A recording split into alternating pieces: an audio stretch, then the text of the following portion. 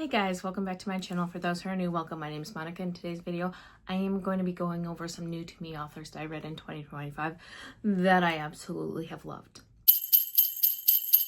So this isn't a comprehensive list because I had this idea to do this 5x5 term. When I saw it, that was awesome. And one of the prompts was new to me favorite authors I read in 2025. And I was like, it got my brain churning a little bit. I wanted to add a little more to that, so I decided to make this video.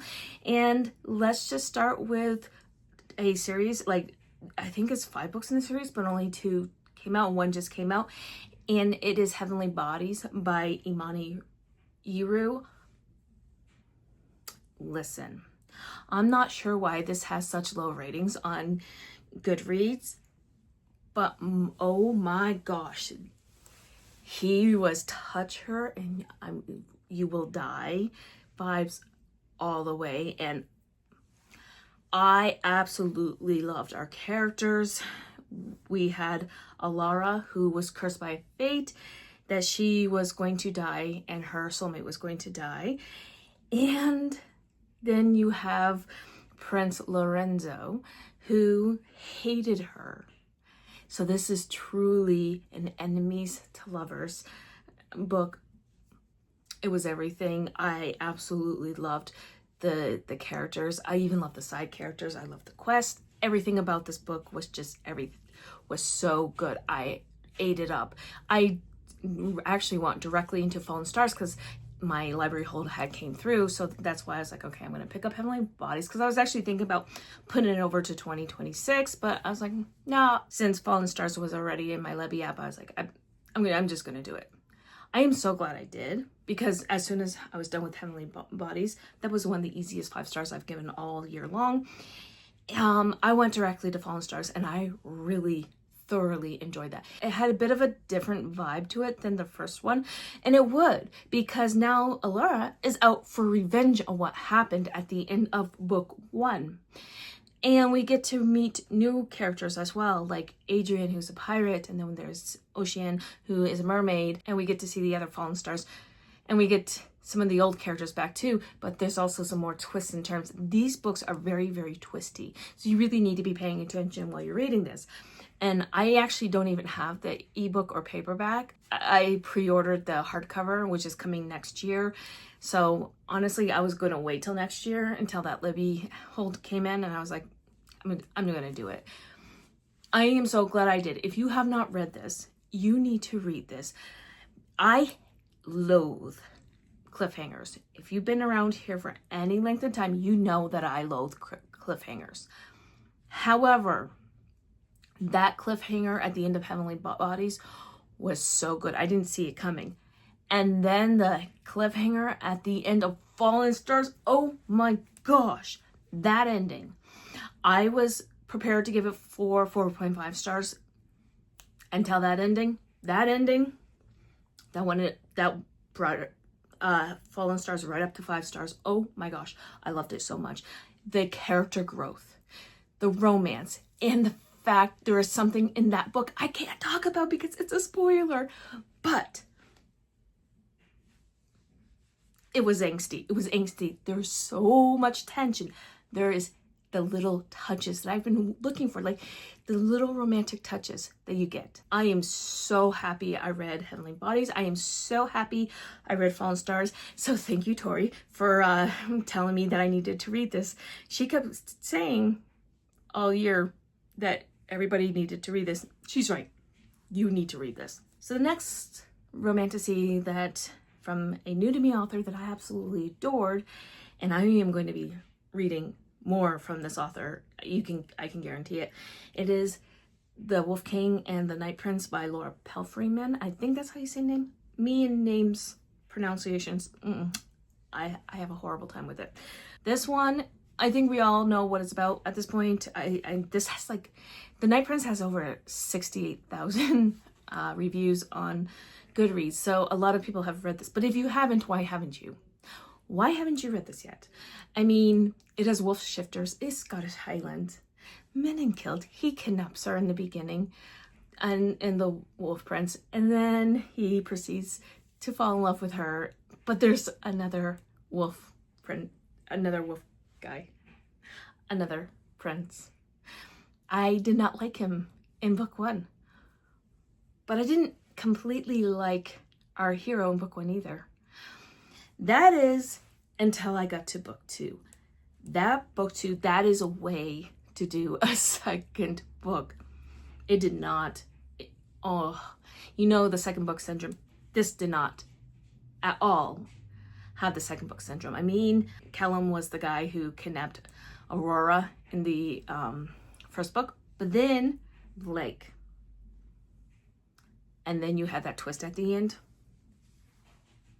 Oh gosh, I absolutely adored it. I love the character growth, and I love we don't know who she's going to end up with. This is a true love triangle, and we don't know who she's going to end up with. We don't know if it's going to be Callum or Blake, but I have a theory. I'm Team Blake. I am going to be Team Blake. It's just going to be Team Blake. What we found out at the end. Oh yeah. So the next one, and it's a romantasy. I'm kind of getting the romantasies out of the way because I've read a lot of romantasies this year, more so than I've ever actually read. Typically, I'm more of a paranormal girl or a cozy romance girl than romantasy, but for some reason the romantasies have been doing really well this year. Anyhow, so Direbound by Sable Sorensen. This one's about Marin. She's a commoner, and she needs to go save her sister because her sister gets kidnapped, and her lover Lee, gives her stuff, but he doesn't like the fact that she's going to the front to try and find her sister. But then we have a twist where she has to see if she can bond with a direbound wolf, and she doesn't want to because she just wants to go to the front to find her sister, right? And she's truly a badass heroine. She's also very not aware of her faults because she's so hyper-focused on trying to find her sister. But then you have her dire wolf, Anessa. I absolutely loved Anessa. I loved Marin's character. I love the character growth, the character arc that we are seeing. I am very excited to get to Fairybound, which comes out next year. So yeah, that is one I will be reading from Sable Sorensen again. Another one that is also not very popular, but I thoroughly enjoyed it, is A Dark and Secret Magic by Wallace Kinney. I don't know if she's a brand new author or not, but this came out in 2024. I didn't know about it until this year. So this one is about Hecate. She goes by Kate Goodwin, and she is a reclusive head witch. Her mother suppressed her deeper magic, so she didn't know that she had all this extra power, but her mom did it for a reason. Now, Matthew is a practitioner of shadow magic, and he was banished 10 years ago. And he comes right back when he's able to take care of Kate, to make sure she knows what is coming to hurt her. And this is a rich retelling of Persephone in Hades, but it has a fresh take on Persephone in Hades. Because honestly, I'm kind of over Persephone in Hades retellings for a while because there's been a lot. But this one, I really, really enjoyed it. If you like witchy romances and witchy vibes, this one is fantastic. She's actually coming out with a new book next year in September. So I just found that out when I was going through and looking up these authors and these books to present them to you. So I'm really happy that I found it. Another book, this is more of a paranormal romance, and it's more on the edge of women's fiction, which is fine. This is by Sangyu Mandana, and it's a Witch's Guide to Magical Innkeeping. I finally read both of her books this year. I adored A Witch's Guide to Magical Innkeeping. Sarah, she lost her magic because she did something very naughty. She brought someone back to life, and you're not supposed to do that. And then you have this inn that she takes care of is only there for people who absolutely need it. And Luke and his sister Posey need it. His sister Posey is autistic, and she's very autistic. So when Sangyu Mandana wrote Posey's character, she knew what she was doing when it was coming to characterize a autistic character, which I honestly really appreciate. If you don't know, I have multiple family members who are autistic. Anyway, so Luke takes Posey there because she is a witch and he's also a witch, and the Witches Guild is kind of being nasty about Posey. And so they kind of need a place to rest for a little bit, and that's when they find the inn. And then Sarah and Luke, they have their romance. And then I read the first one, the Very Secret Society of Irregular Witches, which again, absolutely adored that one as well. I gave that one 4 stars, and I really loved Mika as a character, and I really loved how she was sort of tricked into coming and how she helped those little girls deal with their magic and stuff. Absolutely love the world that this author has created, and when and hopefully if she writes again, I will be picking up her next book. The next one I do want to talk about is A Cozy White Shoes, and it's also a megaverse, and it's by Amelia Emerson, and it's A Pack for Autumn. This one's very cozy and it's very small town, and we have Olive, who's the new lighthouse keeper, and Lars, Easton, and Finn are her alphas, and they take good care of her. I really, truly liked it for the good 60% of the book. The last 40%, I kind of waned a little bit, but it was probably because when I read this and it was in April, it was the end of the school year. And when I'm at the end of the school year, I'm tired. So I think if I went back and read it, my rating would be higher because I really enjoyed the characters. I enjoyed the setting.